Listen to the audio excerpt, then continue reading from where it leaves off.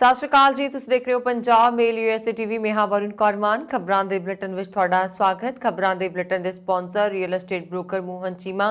Real estate ਦੀ ਦੁਨੀਆ 'ਚ ਮੰਨਿਆ ਪਰਮੰਨਿਆ ਨਾਮ। ਪੇਸ਼ ਨੇ ਪਹਿਲਾਂ ਚੁਣਵੀਆਂ ਖਬਰਾਂ। ਟਰੂਡੋ ਸਰਕਾਰ ਵੱਲੋਂ ਅਗਲੇ ਵਰੇ 4 ਲੱਖ ਤੋਂ ਵਧੇਰੇ ਪ੍ਰਵਾਸੀਆਂ ਨੂੰ ਪੀਆਰ ਦੇਣ ਦਾ ਟੀਚਾ। ਅਮਰੀਕਾ ਦੇ ਉੱਤਰੀ ਕੈਲੀਫੋਰਨੀਆ ਵਿੱਚ ਮਹਿਸੂਸ ਕੀਤੇ ਗਏ ਭੂਚਾਲ ਦੇ ਤੇਜ਼ ਝਟਕੇ। ਕੋਵਿਡ-19 ਦੀ ਨਵੀਂ ਲਹਿਰ ਦੌਰਾਨ ਬਾਈਡਨ ਨੇ ਲੋਕਾਂ ਨੂੰ ਟੀਕਾਕਰਨ ਕਰਵਾਉਣ ਦੀ ਕੀਤੀ ਅਪੀਲ। ਇਜ਼ਰਾਈਲ ਨੇ ਕੈਨੇਡਾ, ਅਮਰੀਕਾ ਸਣੇ 10 ਦੇਸ਼ਾਂ ਦੀ ਯਾਤਰਾ ਤੇ ਲਗਾਈ ਪਾਬੰਦੀ। ਬ੍ਰਿਟੇਨ ਵਿੱਚ ਪੀਐਮ ਜੌਨਸਨ ਦਾ ਬਿਆਨ, ਕ੍ਰਿਸਮਸ ਤੋਂ ਪਹਿਲਾਂ ਦੇਸ਼ ਵਿੱਚ ਤਾਲਾਬੰਦੀ ਲਾਗੂ ਕਰਨ ਤੋਂ ਕੀਤਾ ਗਿਆ ਇਨਕਾਰ। ਕੈਨੇਡਾ, ਕਾਰ ਹੇਠਾਂ ਦਰੜ ਕੇ ਸ਼ਖਸ ਨੂੰ ਮਾਰਨ ਦੇ ਦੋਸ਼ੀ ਪੰਜਾਬੀ ਨੂੰ ਉਮਰ ਕੈਦ ਦੀ ਸਜ਼ਾ। ਸੈਕਰਾਮੈਂਟੋ, ISIS ਦੇ ਕੈਂਪ ਵਿੱਚ ਸਿਖਲਾਈ ਲੈਣ ਵਾਲੇ 31 ਸਾਲਾ ਵਿਅਕਤੀ ਵਿਰੁੱਧ ਚੱਲੇਗਾ ਮੁਕੱਦਮਾ। ਤੇ ਹੁਣ ਇਹਨਾਂ ਖਬਰਾਂ ਦਾ ਵਿਸਥਾਰ।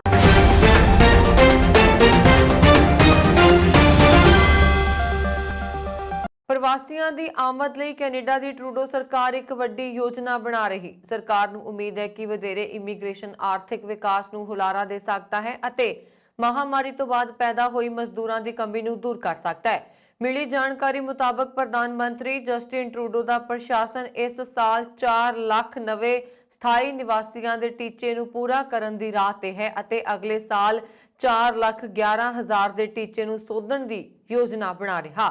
ਕੈਨੇਡਾ ਦੀਆਂ ਪਿਛਲੀਆਂ ਸਰਕਾਰਾਂ ਨੇ ਵੀ ਘਟਦੀ ਜਨਮ ਦਰ ਦੇ ਮੱਦੇਨਜ਼ਰ ਆਰਥਿਕ ਵਿਕਾਸ ਨੂੰ ਗਤੀ ਦੇਣ ਲਈ ਇਮੀਗ੍ਰੇਸ਼ਨ ਤੇ ਭਰੋਸਾ ਕੀਤਾ ਹੈ, ਜੋ ਪਿਛਲੇ ਸਾਲ ਰਿਕਾਰਡ ਹੇਠਲੇ ਪੱਧਰ ਤੇ ਪਹੁੰਚ ਗਈ ਸੀ। ਇਮੀਗ੍ਰੇਸ਼ਨ ਮੰਤਰੀ ਸੀਨ ਫਰੇਜ਼ਰ ਨੇ ਰਾਈਟਰਸ ਨੂੰ ਦੱਸਿਆ ਕਿ ਕੈਨੇਡਾ ਨੂੰ ਨੌਕਰੀਆਂ ਪੈਦਾ ਕਰਨ ਅਤੇ ਆਪਣੀ ਆਰਥਿਕ ਰਿਕਵਰੀ ਨੂੰ ਚਲਾਉਣ ਲਈ ਇਮੀਗ੍ਰੇਸ਼ਨ ਦੀ ਲੋੜ ਹੈ। ਅਧਿਕਾਰਤ ਅੰਕੜਿਆਂ ਤੋਂ ਪਤਾ ਲੱਗਦਾ ਹੈ ਕਿ ਕੈਨੇਡਾ 'ਚ ਨੌਕਰੀਆਂ ਦੀਆਂ ਅਸਾਮੀਆਂ ਇਸ ਸਾਲ ਹੁਣ ਤੱਕ ਦੁੱਗਣੀਆਂ ਹੋ ਗਈਆਂ ਨੇ। ਕੈਨੇਡੀਅਨ ਮੈਨੂਫੈਕਚਰਰਸ ਅਤੇ ਐਕਸਪੋਰਟਸ ਦੀ ਐਸੋਸੀਏਸ਼ਨ ਸਰਕਾਰ ਨੂੰ 2030 ਤੱਕ ਆਰਥਿਕ ਸ਼੍ਰੇਣੀ ਦੇ ਪ੍ਰਵਾਸੀਆਂ ਲਈ ਆਪਣੇ ਟੀਚੇ ਨੂੰ ਦੁੱਗਣਾ ਕਰਨ ਲਈ ਕਹਿ ਰਹੀ ਹੈ, ਕਿਉਂਕਿ ਨਿਰਮਾਣ ਵਿੱਚ ਕਾਮਿਆਂ ਦੀ ਘਾਟ ਹੈ। ਰੀਅਲ ਐਸਟੇਟ ਬ੍ਰੋਕਰ ਜੋੜੀ ਗਲੋਮਰ ਨੇ ਕਿਹਾ ਕਿ ਮਹਾਮਾਰੀ ਤੋਂ ਪਹਿਲਾਂ ਪੀਲ ਖੇਤਰ ਗ੍ਰੇਟਰ ਟੋਰਾਂਟੋ ਏਰੀਆ ਦਾ ਹਿੱਸਾ ਹਰ ਸਾਲ ਲਗਭਗ 45,000 ਨਵੇਂ ਪ੍ਰਵਾਸੀਆਂ ਦਾ ਸਵਾਗਤ ਕਰ ਰਿਹਾ ਸੀ, ਪਰ ਬਾਰਡਰ ਬੰਦ ਹੋਣ ਕਾਰਨ ਇਹ ਮਹਾਮਾਰੀ ਦੌਰਾਨ ਬੰਦ ਹੋ ਗਿਆ।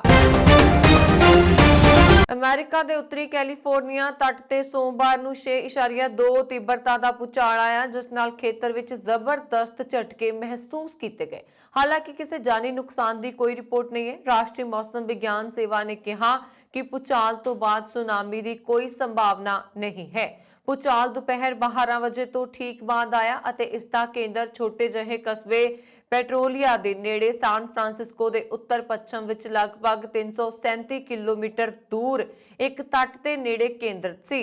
ਪੈਟਰੋਲੀਆ ਵਿੱਚ 1000 ਤੋਂ ਘੱਟ ਲੋਕ ਰਹਿੰਦੇ ਨੇ। ਅਮਰੀਕੀ ਭੂ ਵਿਗਿਆਨ ਸਰਵੇਖਣ ਨੇ ਕਿਹਾ ਕਿ ਭੂਚਾਲ ਕਾਰਨ $1 ਕਰੋੜ ਤੋਂ ਘੱਟ ਦਾ ਨੁਕਸਾਨ ਹੋਇਆ ਹੈ ਅਤੇ ਕੋਈ ਜਾਨੀ ਨੁਕਸਾਨ ਨਹੀਂ ਹੋਇਆ।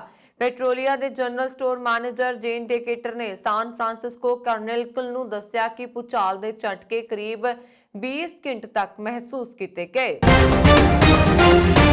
ਅਮਰੀਕਾ ਦੇ ਰਾਸ਼ਟਰਪਤੀ ਜੋ ਬਾਈਡਨ ਨੇ ਕੋਵਿਡ-19 ਦੀ ਨਵੀਂ ਲਹਿਰ ਦੌਰਾਨ ਲੋਕਾਂ ਨੂੰ ਟੀਕਾਕਰਨ ਕਰਵਾਉਣ ਦੀ ਅਪੀਲ ਕੀਤੀ ਹੈ। ਰਾਸ਼ਟਰਪਤੀ ਨੇ ਕਿਹਾ ਕਿ ਇਹ ਦੇਸ਼ ਪ੍ਰਤੀ ਉਹਨਾਂ ਦਾ ਫਰਜ਼ ਹੈ। ਬਾਈਡਨ ਨੇ ਮੰਗਲਵਾਰ ਨੂੰ ਵਾਈਟ ਹਾਊਸ ਵਿੱਚ ਕਿਹਾ ਕਿ ਦੇਸ਼ ਵਿੱਚ ਕੋਰੋਨਾ ਵਾਇਰਸ ਦੇ ਨਵੇਂ ਰੂਪ ਓਮਿਕਰੌਨ ਦੇ ਵੱਧਦੇ ਮਾਮਲਿਆਂ ਨਾਲ ਨਜਿੱਠਣ ਲਈ 50 ਕਰੋੜ ਮੁਫਤ ਰੈਪਿਡ ਟੈਸਟ, ਹਸਪਤਾਲਾਂ ਦੀਆਂ ਸਹੂਲਤਾਂ ਅਤੇ ਟੀਕਾਕਰਨ ਦੀ ਗਤੀ ਨੂੰ ਦੁੱਗਣਾ ਕਰਨਾ ਹੋਏਗਾ। ਬਾਈਡਨ ਨੇ ਜ਼ੋਰ ਦੇ ਕੇ ਕਿਹਾ ਕਿ ਉਹਨਾਂ ਦੀ ਅਪੀਲ ਸਿਆਸੀ ਨਹੀਂ ਹੈ।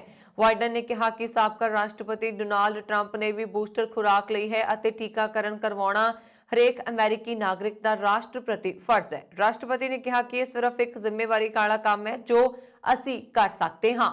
ਉਹਨਾਂ ਨੇ ਅੱਗੇ ਕਿਹਾ ਕਿ ਮੈਂ ਜਾਣਦਾ ਹਾਂ ਕਿ ਤੁਸੀਂ ਸਾਰੇ ਥੱਕੇ ਹੋਏ ਅਤੇ ਪਰੇਸ਼ਾਨ ਹੋ। ਅਸੀਂ ਸਾਰੇ ਚਾਹੁੰਦੇ ਹਾਂ ਕਿ ਇਹ ਹੁਣ ਖਤਮ ਹੋ ਜਾਵੇ, ਪਰ ਅਸੀਂ ਅਜੇ ਵੀ ਇਸ ਦਾ ਸਾਹਮਣਾ ਕਰ ਰਹੇ ਹਾਂ। ਹੁਣ ਸਾਡੇ ਕੋਲ ਇਸ ਨਾਲ ਨਜਿੱਠਣ ਲਈ ਪਹਿਲਾਂ ਨਾਲੋਂ ਜ਼ਿਆਦਾ ਸਾਧਨ ਨੇ। ਅਸੀਂ ਇਸ ਨਾਲ ਨਜਿੱਠਣ ਲਈ ਤਿਆਰ ਹਾਂ। ਜ਼ਿਕਰਯੋਗ ਹੈ ਕਿ ਬੀਤੇ ਦਿਨ ਵਾਈਟ ਹਾਊਸ ਦੀ ਪ੍ਰੈਸ ਸਕੱਤਰ ਜੇਨ ਸਾਕੀ ਨੇ ਪੱਤਰਕਾਰਾਂ ਨੂੰ ਦੱਸਿਆ ਸੀ ਕਿ ਰਾਸ਼ਟਰਪਤੀ ਦਾ ਇਹ ਭਾਸ਼ਣ ਦੇਸ਼ ਵਿੱਚ ਤਾਲਾਬੰਦੀ ਲਾਉਣ ਲਈ ਨਹੀਂ ਹੋਏਗਾ। ਇਹ ਭਾਸ਼ਣ ਟੀਕਾਕਰਨ ਤੇ ਫਾਇਦਿਆਂ ਬਾਰੇ ਹੋਏਗਾ। ਦੂਜੇ ਪਾਸੇ ਬਾਈਡਨ ਦੇ ਚੋਟੀ ਦੇ ਮੈਡੀਕਲ ਸਲਾਹਕਾਰ ਡਾਕਟਰ ਐਂਥਨੀ ਫੌਸੀ ਨੇ ਕਿਹਾ ਕਿ ਇਸ ਹਫ਼ਤੇ ਦੇ ਅੰਤ ਵਿੱਚ ਰਾਸ਼ਟਰਪਤੀ ਅਮਰੀਕੀਆਂ ਨੂੰ ਚੇਤਾਵਨੀ ਦੇਣਗੇ ਕਿ ਟੀਕੇ ਤੋਂ ਬਿਨਾਂ ਸਰਦੀਆਂ ਕਿਵੇਂ ਹੋਣਗੀਆਂ। ਇਜ਼ਰਾਈਲ ਨੇ ਕੋਰੋਨਾ ਵਾਇਰਸ ਦੇ ਨਵੇਂ ਰੂਪ ਓਮਿਕਰੌਨ ਦੇ ਫੈਲਣ ਦੀ ਚਿੰਤਾ ਵਿਚਾਲੇ ਕੈਨੇਡਾ, ਅਮਰੀਕਾ ਤੇ ਜਰਮਨੀ ਸਣੇ 10 ਮੁਲਕਾਂ ਦੀ ਯਾਤਰਾ ਤੇ ਪਾਬੰਦੀ ਲਗਾ ਦਿੱਤੀ ਹੈ। ਇਜ਼ਰਾਈਲ ਵਿੱਚ ਹੁਣ ਤੱਕ ਓਮਿਕਰੌਨ ਦੇ 175 ਮਾਮਲੇ ਸਾਹਮਣੇ ਆ ਚੁੱਕੇ ਨੇ।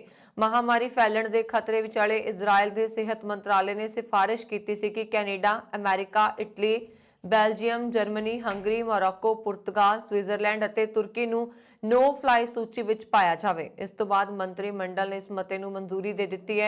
इजराइल के प्रधानमंत्री दफ्तर ने दस्सिया कि कैबिनेट मंत्रियों ने सेहत मंत्री की कमेटी दीयां सिफारिशां मुताबक लाल सूची वाले देशों का विस्तार करने की आग्या दे दी है।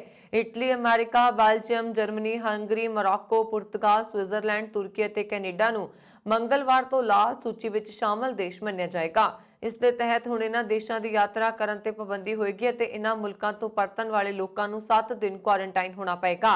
ਐਤਵਾਰ ਨੂੰ ਮਿਆਮੀ ਤੋਂ ਆਈ ਫਲਾਈਟ ਵਿੱਚ ਸਵਾਰ 17 ਲੋਕ ਕੋਰੋਨਾ ਪੋਜ਼ਿਟਿਵ ਮਿਲੇ ਨੇ।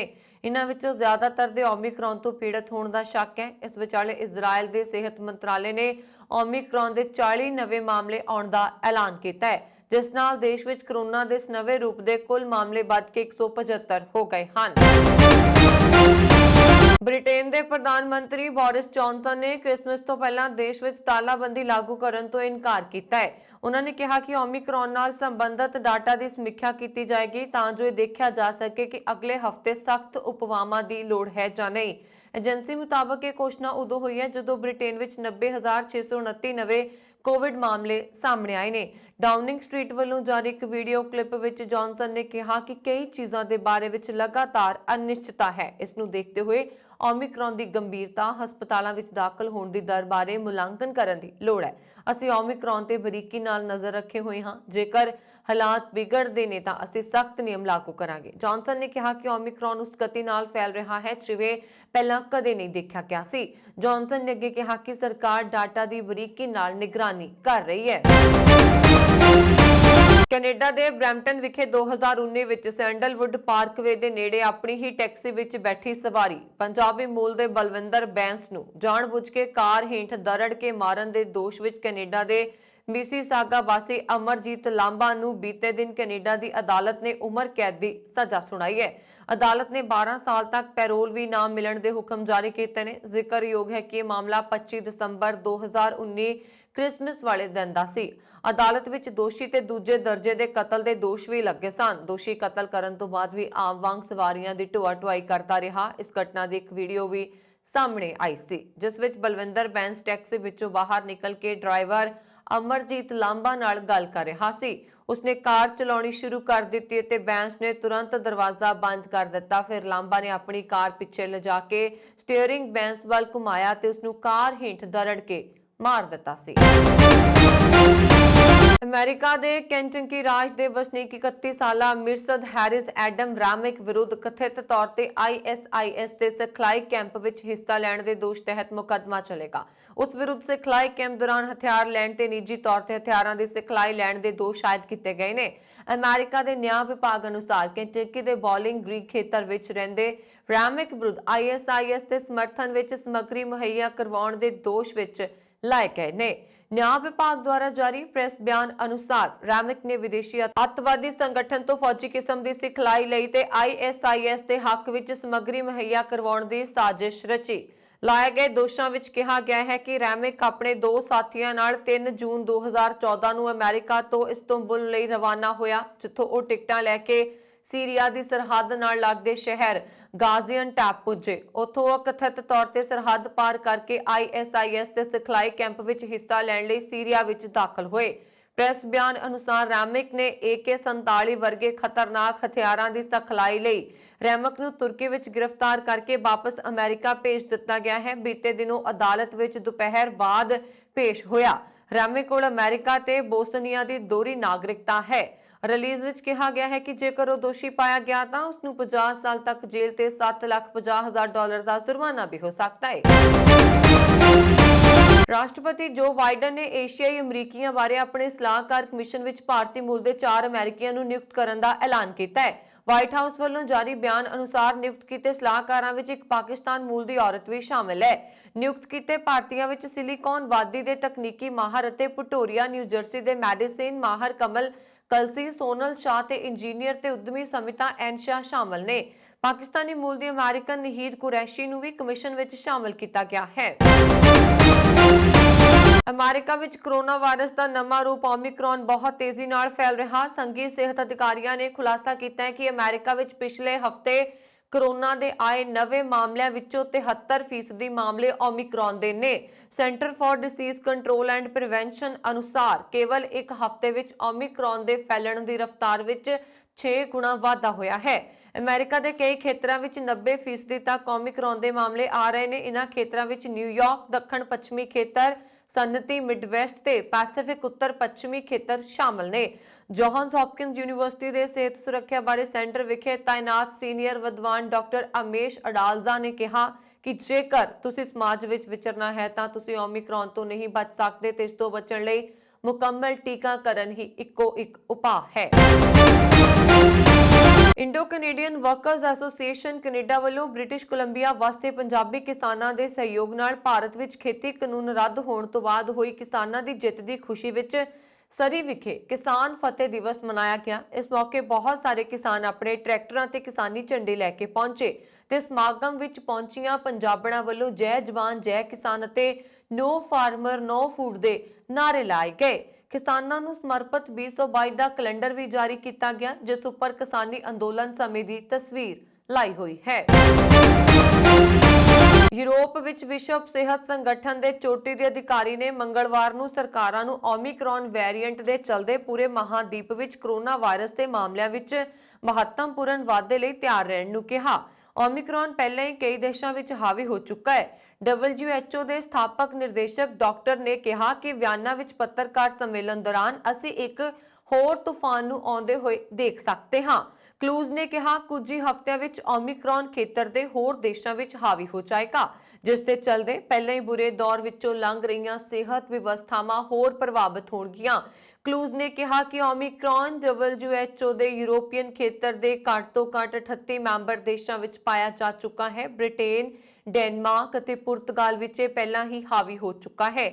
ਉਹਨਾਂ ਨੇ ਕਿਹਾ ਕਿ ਪਿਛਲੇ ਹਫ਼ਤੇ ਖੇਤਰ ਵਿੱਚ ਕੋਰੋਨਾ ਵਾਇਰਸ ਦੇ ਚੱਲਦੇ 27,000 ਲੋਕਾਂ ਦੀ ਮੌਤ ਹੋ ਗਈ ਹੈ ਅਤੇ 26 ਲੱਖ ਹੋਰ ਮਾਮਲੇ ਸਾਹਮਣੇ ਆਏ ਨੇ। ਹਾਲਾਂਕਿ ਇਹਨਾਂ ਮਾਮਲਿਆਂ ਵਿੱਚ ਸਾਰੇ ਵੇਰੀਐਂਟ ਦੇ ਸੰਕਰਮਣ ਦੇ ਮਾਮਲੇ ਸ਼ਾਮਲ ਨੇ। ਉਹਨਾਂ ਨੇ ਕਿਹਾ ਕਿ ਇਹ ਸੰਖਿਆ ਪਿਛਲੇ ਸਾਲ ਇਸੇ ਮਿਆਦ ਦੀ ਤੁਲਨਾ ਵਿੱਚ 40% ਜ਼ਿਆਦਾ ਹੈ। ਕਲੂਜ਼ ਨੇ ਕਿਹਾ ਕੋਵਿਡ-19 ਮਾਮਲਿਆਂ ਦੀ ਵੱਧਦੀ ਗਿਣਤੀ ਦੇ ਨਤੀਜੇ ਵਜੋਂ ਹੋਰ ਜ਼ਿਆਦਾ ਲੋਕਾਂ ਨੂੰ ਹਸਪਤਾਲ ਵਿੱਚ ਭਰਤੀ ਕਰਵਾਇਆ ਜਾ ਸਕਦਾ ਹੈ। WHO ਦੇ ਮੁਖੀ ਡਾਕਟਰ ਟੈਡਰੋਸ ਨੇ ਓਮਿਕਰੌਨ ਦੇ ਵੱਧਦੇ ਮਾਮਲਿਆਂ ਦੇ ਮੱਦੇਨਜ਼ਰ ਕਿਹਾ ਕਿ ਸਾਲ 2022 ਵਿੱਚ ਕੋਰੋਨਾ ਮਹਾਮਾਰੀ ਤੋਂ ਨਿਜਾਤ ਪਾਉਣ ਲਈ ਲੋਕਾਂ ਨੂੰ ਆਪਣੀਆਂ ਛੁੱਟੀਆਂ ਨੂੰ ਰੱਦ ਜਾਂ ਫਿਰ ਪ੍ਰੋਗਰਾਮਾਂ ਨੂੰ ਮੁਲਤਵੀ ਕਰਨਾ ਹੋਵੇਗਾ।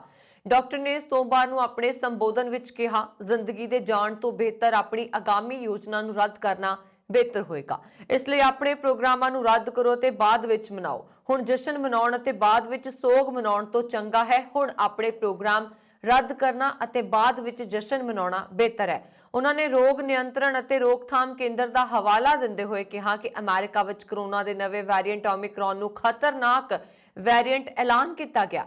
ਅਮਰੀਕਾ ਵਿੱਚ ਪਿਛਲੇ ਹਫ਼ਤੇ ਕੋਰੋਨਾ ਦੇ ਜਿੰਨੇ ਮਾਮਲੇ ਸਾਹਮਣੇ ਆਏ ਸਨ ਉਸ ਵਿੱਚ 73% ਓਮਿਕਰੌਨ ਦੇ ਸਨ।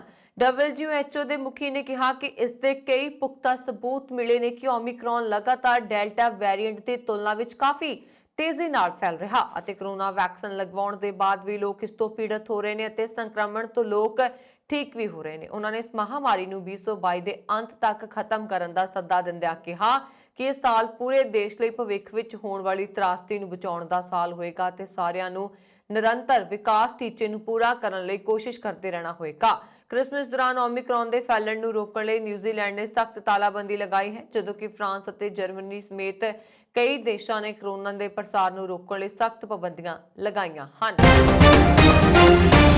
ਭਾਰਤ ਵਿੱਚ 1 ਸਾਲ ਦੇ ਲੰਬੇ ਸੰਘਰਸ਼ ਤੋਂ ਬਾਅਦ ਕਿਸਾਨਾਂ ਨੇ ਆਪਣਾ ਅੰਦੋਲਨ ਖਤਮ ਕਰ ਦਿੱਤਾ, ਪਰ ਹੁਣ ਪਾਕਿਸਤਾਨ ਦੇ ਪੰਜਾਬ ਸੂਬੇ ਵਿੱਚ ਕਿਸਾਨਾਂ ਨੇ ਆਪਣੀਆਂ ਮੰਗਾਂ ਨੂੰ ਲੈ ਕੇ ਅੰਦੋਲਨ ਸ਼ੁਰੂ ਕਰ ਦਿੱਤਾ ਹੈ। ਇੱਥੇ ਕਿਸਾਨਾਂ ਨੇ ਕਣਕ ਅਤੇ ਹੋਰ ਫਸਲਾਂ ਤੇ ਘੱਟੋ-ਘੱਟ ਸਮਰਥਨ ਮੁੱਲ ਅਤੇ ਬਿਜਲੀ ਦੇ ਬਿੱਲਾਂ ਦੇ ਓਵਰ ਬਿਲਿੰਗ ਮੁੱਦੇ ਤੇ ਸੂਬਾ ਸਰਕਾਰ ਖਿਲਾਫ ਪ੍ਰਦਰਸ਼ਨ ਕੀਤਾ। ਪਾਕਿਸਤਾਨ ਕਿਸਾਨ ਇਤਿਹਾਦ ਦੇ ਵਫਦ ਨੇ ਲਾਹੌਰ ਦੇ ਸਿਵਲ ਸਕੱਤਰੇਤ ਵਿਖੇ ਪੰਜਾਬ ਦੇ ਮੁੱਖ ਸਕੱਤਰ ਕਮਰਾਨ ਅਲੀ ਅਫਜ਼ਲ ਨਾਲ ਮੁਲਾਕਾਤ ਕੀਤੀ ਅਤੇ ਬਾਅਦ ਵਿੱਚ ਪ੍ਰਦਰਸ਼ਨ ਮੁਲਤਵੀ ਕਰਨ ਦਾ ਐਲਾਨ ਕੀਤਾ। ਵਫਦ ਨਾਲ ਗੱਲਬਾਤ ਕਰਦਿਆਂ ਮੁੱਖ ਸਕੱਤਰ ਕਾਮਰਾਨ ਅਲੀ ਨੇ ਕਿਹਾ ਕਿ ਉਹਨਾਂ ਦੇ ਦਫ਼ਤਰ ਦੇ ਦਰਵਾਜ਼ੇ ਸਾਰਿਆਂ ਲਈ ਖੁੱਲੇ ਨੇ ਅਤੇ ਸੜਕਾਂ ਤੇ ਆਉਣਾ ਕੋਈ ਮਤਲਬ ਨਹੀਂ ਹੈ। ਉਹਨਾਂ ਨੇ ਕਿਹਾ ਕਿ ਸਰਕਾਰ ਕਿਸਾਨਾਂ ਦੀਆਂ ਸਮੱਸਿਆਵਾਂ ਦੇ ਹੱਲ ਲਈ ਕਦਮ ਚੁੱਕ ਰਹੀ ਹੈ ਅਤੇ ਸੂਬਾਈ ਪ੍ਰਸ਼ਾਸਨ ਕਣਕ ਤੇ ਘੱਟੋ-ਘੱਟ ਸਮਰਥਨ ਮੁੱਲ ਅਤੇ ਬਿਜਲੀ ਦੇ ਬਿੱਲਾਂ ਦੇ ਓਵਰ ਬਿਲਿੰਗ ਮੁੱਦੇ ਤੇ ਪਹਿਲਾਂ ਹੀ ਸੰਘੀ ਸਰਕਾਰ ਦੇ ਸੰਪਰਕ ਵਿੱਚ ਹੈ। ਦੂਜੇ ਪਾਸੇ ਪਾਕਿਸਤਾਨ ਦੇ ਇਮਰਾਨ ਖਾਨ ਸਰਕਾਰ ਨੇ ਲਾਹੌਰ ਆਉਣ ਵਾਲੇ ਕਿਸਾਨਾਂ ਦੇ ਜਲੂਸ ਨੂੰ ਰੋਕ ਦਿੱਤਾ ਤੇ ਕਈ ਅੰਦੋਲਨਕਾਰੀ ਕਿਸਾਨਾਂ ਨੂੰ ਗ੍ਰਿਫਤਾਰ ਕਰ ਲਿਆ ਗਿਆ। ਪੀਕੇਆਈ ਦੇ ਖਾਲਿਦ ਹੁਸੈਨ ਬੁੱਟ ਨੇ ਮੁੱਖ ਸਕੱਤਰ ਕਾਮਰਾਨ ਨੂੰ ਕਿਸਾਨਾਂ ਦੀਆਂ ਸਮੱਸਿਆਵਾਂ ਤੋਂ ਜਾਣੂ ਕਰਵਾਇਆ। ਸੂਤਰਾਂ ਅਨੁਸਾਰ ਉਕਾੜਾ ਅਤੇ ਕਸੂਰ ਦੇ ਜ਼ਿਲ੍ਹਾ ਪ੍ਰਸ਼ਾਸਨ ਨੇ ਲਾਹੌਰ ਮੁਲਤਾਨ ਰੋਡ ਤੇ ਵੱਖੋ-ਵੱਖ ਚੁਰਾਇਆਂ ਤੇ 2000 ਤੋਂ ਵੱਧ ਕਿਸਾਨਾਂ ਨੂੰ ਰੋਕ ਲਿਆ। ਹੁਣ ਪਾਕਿਸਤਾਨ ਲਈ ਵੀ ਤਾਲਿਬਾਨ ਮੁਸੀਬਤ ਬਣ ਗਿਆ। ਤਾਲਿਬਾਨ ਨੇ ਅਫਗਾਨਿਸਤਾਨ ਦੇ ਨੰਗਰਹਾਰ ਸੂਬੇ ਦੇ ਕੁਸ਼ਤਾ ਜ਼ਿਲ੍ਹੇ ਵਿੱਚ ਡਰੂਨ ਲਾਈਨ ਤੇ ਪਾਕਿਸਤਾਨ ਬਲਾਂ ਵੱਲੋਂ ਲਗਾਈਆਂ ਗਈਆਂ ਕੰਡਿਆਲੀ ਤਾਰਾਂ ਨੂੰ ਨਸ਼ਟ ਕਰ ਦਿੱਤਾ ਹੈ। ਇਸ ਤੋਂ ਬਾਅਦ ਪਾਕਿਸਤਾਨ ਨੇਤਾ ਨੇ ਸਰਹੱਦ ਪਾਰ ਤੋਂ ਗੋਲੇ ਦਾਗੇ। ਰਿਪੋਰਟ ਮੁਤਾਬਕ ਪਾਕਿਸਤਾਨ ਫੌਜ ਵੱਲੋਂ ਬਾਉਂਡਰੀ ਨੂੰ ਖੜਾ ਕਰਨ ਅਤੇ ਚੌੜਾ ਕਰਨ ਤੋਂ ਬਾਅਦ ਲਗਾਈਆਂ ਗਈਆਂ ਕੰਡਿਆਲੀਆਂ ਤਾਰਾਂ ਨੂੰ ਨਸ਼ਟ ਕਰ ਦਿੱਤਾ ਗਿਆ ਤੇ ਸਾਰਾ ਸਮਾਨ ਅਫਗਾਨਿਸਤਾਨ ਲੈ ਗਏ। ਜਨਰਲ ਡਾਇਰੈਕਟਰ ਆਫ ਇੰਟੈਲੀਜੈਂਸ ਦੇ ਸੂਬਾਈ ਪ੍ਰਮੁੱਖ ਡਾਕਟਰ ਬਸ਼ੀਰ ਸਰਹੱਦੀ ਜ਼ਿਲ੍ਹੇ ਗੁਸ਼ਤਾ ਵਿੱਚ ਆਪਰੇਸ਼ਨ ਵਿੱਚ ਅਗਵਾਈ ਕਰ ਰਹੇ ਸਨ। ਉਹਨਾਂ ਨੇ ਦੱਸਿਆ ਕਿ ਪਾਕਿਸਤਾਨ ਫੌਜ ਨੇ ਘਟਨਾ ਤੋਂ ਬਾਅਦ ਸੋਮਵਾਰ ਰਾਤ ਕੁਨਾਰ ਸੂਬੇ ਵਿੱਚ ਗੋਲੇ ਵੀ ਦਾਗੇ। ਲਗਭਗ 1 ਮਹੀਨਾ ਪਹਿਲਾਂ ਪਾਕਿਸਤਾਨ ਵੱਲੋਂ ਤਾਲਿਬਾਨ ਨੂੰ ਡਰੂਨ ਲਾਈਨ ਬਾਬਤ ਧਮਕੀ ਦਿੱਤੀ ਗਈ ਸੀ। ਉੱਥੇ ਪਾਕਿਸਤਾਨ ਨੇ ਕਿਹਾ ਕਿ ਜੇਕਰ ਸਰਹੱਦ ਤੇ ਬਾੜ ਲਗਾਉਣ ਤੋਂ ਨਾ ਕੀਤੀ ਹੈ ਤਾਂ ਅਫਗਾਨੀਆਂ ਨੇ ਡਰੂਨ ਲਾਈਨ ਦੇ ਆਰ-ਪਾਰ ਆਉਣ ਜਾਣ ਤੇ ਰੋਕ ਲਗਾ ਦਿੱਤੀ ਜਾਏਗੀ। ਸਿੰਗਾਪੁਰ ਪੋਸਟ ਦੇ ਅਨੁਸਾਰ ਡਰੂਨ ਲਾਈਨ ਦਾ ਹਵਾਲਾ ਦਿੰਦੇ ਹੋਏ ਪਾਕਿਸਤਾਨ ਤਾਲਿਬਾਨ ਨੂੰ ਬਲੈਕਮੇਲ ਕਰ ਰਿਹਾ। ਉੱਥੇ ਤਾਲਿਬਾਨ ਸਰਕਾਰ ਨੇ ਸਪਸ਼ਟ ਕੀਤਾ ਹੈ ਕਿ ਡਰੂਨ ਲਾਈਨ ਕੋਲ ਇਸ ਤਰ੍ਹਾਂ ਦੀ ਸ਼ਰਤਾਂ ਅਸਵੀਕਾਰ ਹਨ। ਅਮਰੀਕਾ ਵਿੱਚ ਇੱਕ ਔਰਤ ਨੇ ਦੁਨੀਆ ਦੇ ਪਹਿਲੇ ਟੈਸਲਾ ਬੱਚੇ ਨੂੰ ਜਨਮ ਦਿੱਤਾ ਹੈ। ਦਰਅਸਲ ਇਸ ਬੱਚੇ ਦਾ ਜਨਮ ਐਲਨ ਮਸਕ ਦੀ ਮਲਕੀਅਤ ਵਾਲੀ ਇਲੈਕਟ੍ਰਿਕ ਕਾਰ ਟੈਸਲਾ ਦੀ ਅਗਲੀ ਸੀਟ ਤੇ ਉਸ ਸਮੇਂ ਹੋਇਆ ਜਦੋਂ ਕਾਰ ਆਟੋ ਪਾਇਲਟ ਮੋਡ ਤੇ ਚੱਲ ਰਹੀ ਸੀ। ਇਸ ਲਈ ਇਸ ਬੱਚੇ ਦਾ ਨਾਮ ਟੈਸਲਾ ਬੇਬੀ ਰੱਖਿਆ ਗਿਆ। ਇਹ ਘਟਨਾ ਇਸ ਲਈ ਵੀ ਸੁਰਖੀਆਂ ਵਿੱਚ ਹੈ ਕਿਉਂਕਿ ਇਹ ਦੁਨੀਆ 'ਚ ਅਜਿਹਾ ਪਹਿਲਾ ਮਾਮਲਾ ਦੱਸਿਆ ਜਾ ਰਿਹਾ। ਇਹ ਘਟਨਾ ਅਮਰੀਕਾ ਦੇ ਫਿਲਾਡੇਲਫੀਆ ਦੀ ਹੈ। ਦ ਗਾਰਡੀਅਨ ਦੀ ਆਨਲਾਈਨ ਰਿਪੋਰਟ ਮੁਤਾਬਕ ਫਿਲਾਡੇਲਫੀਆ 'ਚ ਰਹਿਣ ਵਾਲੀ ਇਸ ਔਰਤ ਦਾ ਨਾਂ ਈਰਾਨ ਹੈ ਅਤੇ ਇਹ ਡਿਲੀਵਰੀ ਸਤੰਬਰ ਮਹੀਨੇ ਉਦੋਂ ਹੋਈ ਜਦੋਂ ਔਰਤ ਆਪਣੇ 3 ਸਾਲ ਦੇ ਬੇਟੇ ਨੂੰ ਆਪਣੇ ਪਤੀ ਕਿਟਿੰਗ ਨਾਲ ਸਕੂਲ ਛੱਡਣ ਜਾ ਰਹੀ ਸੀ। ਇਸ ਦੌਰਾਨ ਕਾਰ ਦੀ ਅਗਲੀ ਸੀਟ ਤੇ ਬੈਠੀ ਔਰਤ ਨੂੰ ਦਰਦ ਸ਼ੁਰੂ ਹੋਇਆ। ਇਸ ਤੋਂ ਬਾਅਦ ਔਰਤ ਦੇ ਪਤੀ ਨੇ ਕਾਰ ਹਸਪਤਾਲ ਵੱਲ ਮੋੜ ਦਿੱਤੀ।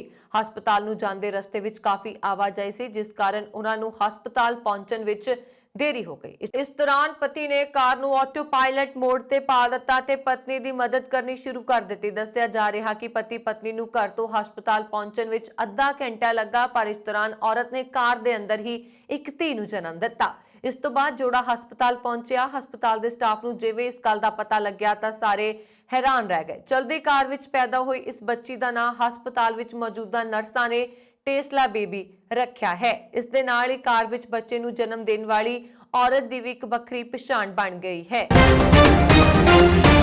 ਪੰਜਾਬ ਦੇ ਸਾਬਕਾ ਮੰਤਰੀ ਅਤੇ ਸ਼੍ਰੋਮਣੀ ਅਕਾਲੀ ਦਲ ਦੇ ਸੀਨੀਅਰ ਆਗੂ ਬਿਕਰਮਜੀਤ ਸਿੰਘ ਮਜੀਠੀਆ ਖਿਲਾਫ ਐਨਡੀਪੀਐਸ ਐਕਟ ਤਹਿਤ ਕੇਸ ਦਰਜ ਕੀਤਾ ਗਿਆ। ਇਸ ਤੋਂ ਬਾਅਦ ਉਹਨਾਂ ਦੇ ਘਰ ਛਾਪਾ ਮਾਰਿਆ ਗਿਆ। ਹਾਲਾਂਕਿ ਉਹ ਘਰ ਵਿੱਚ ਨਹੀਂ ਮਿਲੇ। ਅਕਾਲੀ ਦਲ ਨੇ ਇਸ ਕਾਰਵਾਈ ਨੂੰ ਸਿਆਸੀ ਬਦਲਾਖੋਰੀ ਕਰਾਰ ਦਿੱਤਾ ਹੈ। ਪ੍ਰਾਪਤ ਜਾਣਕਾਰੀ ਅਨੁਸਾਰ ਐਸਆਈਟੀ ਦੀਆਂ 4 ਟੀਮਾਂ ਨੇ 16 ਥਾਵਾਂ ਤੇ ਛਾਪੇ ਮਾਰੇ। ਪੁਲਿਸ ਸੂਤਰਾਂ ਅਨੁਸਾਰ ਪੰਜਾਬ ਪੁਲਿਸ ਦੀ ਟੀਮ ਦੇਰ ਸ਼ਾਮ 3:30 ਵਜੇ ਚੰਡੀਗੜ੍ਹ ਸਥਿਤ ਮਜੀਠੀਆ ਦੇ ਸਰਕਾਰੀ ਫਲੈਟ ਤੇ ਪੁੱਜੀ ਪਰ ਉੱਥੇ ਕੋਈ ਨਹੀਂ ਮਿਲਿਆ। ਸਾਬਕਾ ਅਕਾਲੀ ਮੰਤਰੀ ਬਿਕਰਮ ਮਜੀਠੀਆ ਤੇ ਕੇਸ ਦਰਜ ਕਰਨ ਬਾਰੇ ਸਾਬਕਾ ਮੰਤਰੀ ਨੂੰ ਪਹਿਲਾਂ ਹੀ ਪਤਾ ਸੀ। ਇਸ ਕਾਰਨ ਉਹਨਾਂ ਨੇ ਮੋਬਾਈਲ ਲੋਕੇਸ਼ਨ ਤੋਂ ਪੰਜਾਬ ਪੁਲਿਸ ਨੂੰ ਚਕਮਾ ਦੇ ਦਿੱਤਾ। ਟੀਮ ਨੇ ਜਦੋਂ ਉਹਨਾਂ ਦੀ ਗ੍ਰਿਫਤਾਰੀ ਲਈ ਛਾਪਾ ਮਾਰਿਆ ਤਾਂ ਮੋਬਾਈਲ ਤਾਂ ਮਿਲਿਆ ਪਰ ਮਜੀਠੀਆ ਉੱਥੇ ਨਹੀਂ ਸਨ। ਪੰਜਾਬ ਸਰਕਾਰ ਦੀ ਯੋਜਨਾ ਸੀ ਕਿ ਮਾਮਲਾ ਦਰਜ ਹੁੰਦੇ ਹੀ ਮਜੀਠੀਆ ਨੂੰ ਗ੍ਰਿਫਤਾਰ ਕੀਤਾ ਜਾਏ। ਇਸ ਦੇ ਲਈ ਉਹਨਾਂ ਨੇ ਮਜੀਠੀਆ ਦੇ ਮੋਬਾਈਲ ਦੀ ਲੋਕੇਸ਼ਨ ਟਰੈਕ ਕੀਤੀ ਜੋ ਲਗਾਤਾਰ ਚੰਡੀਗੜ੍ਹ ਸਥਿਤ ਆਪਣੇ ਸਰਕਾਰੀ ਫਲੈਟ ਦੀ ਲੋਕੇਸ਼ਨ ਦੱਸ ਰਿਹਾ ਸੀ। ਇਸ ਕਾਰਨ ਸਰਕਾਰ ਨੂੰ ਲੱਗਾ ਕਿ ਮਜੀਠੀਆ ਇਸ ਕੇਸ ਤੋਂ ਅਣਜਾਣ ਨੇ ਤੇ ਚੰਡੀਗੜ੍ਹ ਵਿੱਚ ਰਹਿ ਰਹੇ ਨੇ। ਹਾਲਾਂਕਿ ਸੋਮਵਾਰ ਅੱਧੀ ਰਾਤ ਨੂੰ ਮਾਮਲਾ ਦਰਜ ਕਰਨ ਤੋਂ ਬਾਅਦ ਪੁਲਿਸ ਟੀਮ ਨੇ ਉੱਥੇ ਛਾਪੇਮਾਰੀ ਕੀਤੀ ਪਰ ਮਜੀਠੀਆ ਦੀ ਬਜਾਏ ਉਹਨਾਂ ਦਾ ਮੋਬਾਈਲ ਹੀ ਮਿਲਿਆ। ਪੰਜਾਬ ਪੁਲਿਸ ਦੇ 3 ਮੈਂਬਰੀ ਐਸਆਈਟੀ ਮਜੀਠੀਆ ਦੀ ਭਾਲ ਕਰ ਰਹੀ ਹੈ। ਇਸ ਦੇ ਲਈ ਉਹਨਾਂ ਨੂੰ ਵੱਖ-ਵੱਖ ਟੀਮਾਂ ਦਿੱਤੀਆਂ ਗਈਆਂ ਨੇ। ਇਸ ਐਸਆਈਟੀ ਦੀ ਅਗਵਾਈ ਏਆਈਜੀ ਬਲਰਾਜ ਸਿੰਘ ਕਰ ਰਹੇ ਨੇ ਜਦਕਿ ਉਹਨਾਂ ਦੇ ਨਾਲ ਡੀਐਸਪੀ ਰਜੇਸ਼ ਕੁਮਾਰ ਅਤੇ ਕੁਲਵੰਤ ਸਿੰਘ ਨੂੰ ਸ਼ਾਮਲ ਕੀਤਾ ਗਿਆ। ਮਾਮਲਾ ਦਰਜ ਕਰਨ ਤੋਂ ਬਾਅਦ ਟੀਮ ਨੇ ਮਜੀਠੀਆ ਦੇ ਹੋਰ ਟਿਕਾਣਿਆਂ ਦੇ ਵੀ ਨਾਲੋਂ-ਨਾਲ ਛਾਪੇਮਾਰੀ ਕੀਤੀ ਹੈ ਪਰ ਉਹ ਨਹੀਂ ਮਿਲੇ। ਸੂਤਰਾਂ ਦੀ ਮੰਨੀਏ ਤਾਂ ਮਜੀਠੀਆ ਪਹਿਲਾਂ ਹੀ ਪੰਜਾਬ ਪੁਲਿਸ ਦੀ ਸੁਰੱਖਿਆ ਛੱਡ ਚੁੱਕੇ ਸਨ। ਅਕਾਲੀ ਦਲ ਸਰਕਾਰ ਵੱਲੋਂ ਉਹਨਾਂ ਖਿਲਾਫ ਨਸ਼ਿਆਂ ਦੇ ਮਾਮਲੇ 'ਚ ਕਾਰਵਾਈ ਤੇ ਲਗਾਤਾਰ ਨਜ਼ਰ ਰੱਖ ਰਿਹਾ ਸੀ ਜਦੋਂ ਬਿਊਰੋ ਆਫ ਇਨਵੈਸਟੀਗੇਸ਼ਨ ਦੇ ਡਾਇਰੈਕਟਰ ਏਡੀਜੀਪੀ ਐਸਕੇ ਅਸਥਾਨਾ ਵੱਲੋਂ ਡੀਜੀਪੀ ਨੂੰ ਲਿਖਿਆ ਪੱਤਰ ਲੀਕ ਹੋਇਆ ਤਾਂ ਮਜੀਠੀਆ ਸਮਝ ਗਏ ਸਨ ਕਿ ਪੁਲਿਸ ਉਸ ਖਿਲਾਫ ਕੇਸ ਦਰਜ ਕਰਨ ਲਈ ਤਿਆਰ ਹੈ। ਪੰਜਾਬ ਸਰਕਾਰ ਦਾਅਵਾ ਕਰ ਰਹੀ ਹੈ ਕਿ ਜਲਦੀ ਹੀ ਮਜੀਠੀਆ ਨੂੰ ਗ੍ਰਿਫਤਾਰ ਕਰਕੇ ਸਲਾਖਾਂ ਪਿੱਛੇ ਢੱਕ ਦਿੱਤਾ ਜਾਏਗਾ, ਜਦਕਿ ਅਕਾਲੀ ਦਲ ਵੀ ਚੁਣੌਤੀ ਦੇ ਰਿਹਾ ਕਿ ਸਰਕਾਰ ਮਜੀਠੀਆ ਨੂੰ ਕਰਕੇ ਤਾਂ ਵਿਖਾਏ। ਕੁੱਲ ਮਿਲਾ ਕੇ ਚੋਣਾਂ ਤੋਂ ਪਹਿਲਾਂ ਹੋ ਰਹੇ ਇਸ ਸਿਆਸੀ ਘਟਨਾਕ੍ਰਮ ਨੇ ਸੂਬੇ ਦੀ ਸਿਆਸਤ ਵਿੱਚ ਹਲਚਲ ਮਚਾ ਦਿੱਤੀ ਹੈ। ਪੰਜਾਬ ਦੀ ਜਵਾਨੀ ਨੂੰ ਤਬਾਹ ਕਰਨ ਤੇ ਸ਼ਮਸ਼ਾਨ ਘਾਟਾਂ ਵਿੱਚ ਬਲ ਰਹੀਆਂ ਚਿਖਾਵਾਂ ਇਹ ਦੱਸਣ ਲਈ ਕਾਫੀ ਨੇ ਕਿ ਨਸ਼ੇ ਨੇ ਕਿਸ ਹੱਦ ਤੱਕ ਪੰਜਾਬ ਨੂੰ ਬਰਬਾਦ ਕਰ ਦਿੱਤਾ। ਉਧਰ ਪੰਜਾਬ ਸਰਕਾਰ ਨੂੰ ਹੁਣ ਆਪਣੇ ਕਾਰਜਕਾਲ ਦੀ ਸਮਾਪਤੀ ਤੇ ਨਸ਼ੇ ਖਿਲਾਫ ਮਾਮਲਾ ਦਰਜ ਕਰਨ ਦੀ ਯਾਦ ਆ ਗਈ। ਇਨ੍ਹਾਂ ਗੱਲਾਂ ਦਾ ਪ੍ਰਗਟਾਵਾ ਆਪ ਦੇ ਸੂਬਾ ਪ੍ਰਧਾਨ ਤੇ ਸੰਸਦ ਮੈਂਬਰ ਭਗਵੰਤ ਮਾਨ ਨੇ ਜੰਡਿਆਲਾ ਗੁਰੂ ਦੀ ਅਨਾਜ ਮੰਡੀ ਜੰਡਿਆਲਾ ਗੁਰੂ ਤੋਂ ਆਮ ਆਦਮੀ ਪਾਰਟੀ ਦੇ ਉਮੀਦਵਾਰ ਤੇ ਸਾਬਕਾ ਈਟੀਓ ਹਰਭਜਨ ਸਿੰਘ ਦੀ ਪ੍ਰਧਾਨਗੀ ਵਿੱਚ ਕਰਵਾਈ ਰੈਲੀ ਨੂੰ ਸੰਬੋਧਨ ਕਰਦਿਆਂ ਕੀਤਾ।